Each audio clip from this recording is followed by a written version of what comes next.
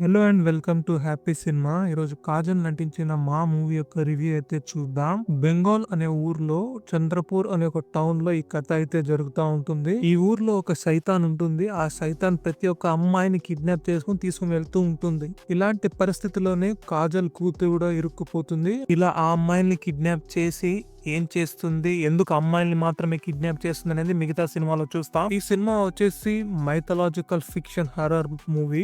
దీంట్లో కాజల్ యాక్టింగ్ అయితే ఎక్సలెంట్ గా చేసింది. సెకండ్ హాఫ్ లో కొన్ని సీన్స్ ఉంటాయి, భయపడే సీన్.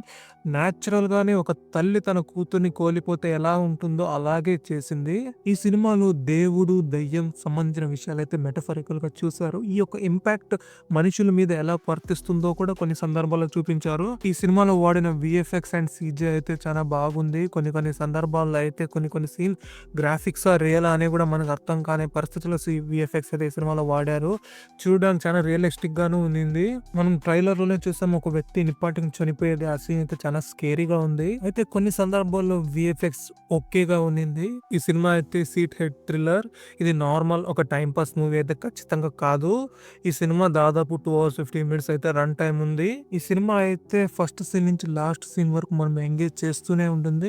ఫస్ట్ హాఫ్ అంతా క్యారెక్టర్ ఇంట్రడక్షన్, వరల్డ్ బిల్డింగ్ ఉంటుంది. సెకండ్ హాఫ్ అంతా పే ఆఫ్ ఉంటుంది. క్లైమాక్స్ సీన్ అయితే ఫేస్ ఆఫ్ అయితే ఎక్సలెంట్ గా ఉంది. మంచికి చెడుకు మధ్య కొన్ని సీన్స్ అయితే సూపర్ గా ఉంది. నాకైతే ఫస్ట్ హాఫ్ అయితే చాలా ఎక్సలెంట్ గా నచ్చింది కంపేరింగ్ విత్ సెకండ్ హాఫ్. ఎందుకంటే ఫస్ట్ హాఫ్ లో కొన్ని డీటెయిల్స్ అయితే సూపర్ గా ఉంది. ఈ సినిమాలో ట్విస్ట్ అయితే మంచిగానే రాసుకున్నారు. దాన్ని రివీల్ చేసే సందర్భం కూడా ఎక్సలెంట్ గా ఉంది. కొన్ని ట్విస్ట్ మనకే సర్ప్రైజ్ ఫీల్ అవుతుంది. ఈ సినిమాలో స్కేరీ ఎలిమెంట్ అంటే బాగానే వర్క్ అయింది. కొన్ని సీల్ అయితే ఖచ్చితంగా మనం భయపెట్టిస్తుంది. మన పక్కనే దయ్యం ఉండే ఫీల్ అయితే మనకి ఖచ్చితంగా ఏర్పడుతుంది సినిమాలో చూస్తే. ఈ సినిమాలో హర్రర్ తో పాటు ఫస్ట్ హాఫ్ లో తల్లి కూతురు మధ్య ఉండే ఎమోషనల్ డ్రామా కూడా ఎక్సలెంట్ గానే వర్క్ అవుతుంది. ఈ సినిమాలో సూపర్ న్యాచురల్ సంబంధించిన కొన్ని విషయాలు అయితే ఉంటాయి. దానికి సంబంధించిన డీటెయిల్స్ కూడా బాగానే ఉంది. ఈ సినిమాకి బీజిఎం అయితే ఎక్సలెంట్ గా కొట్టాడు.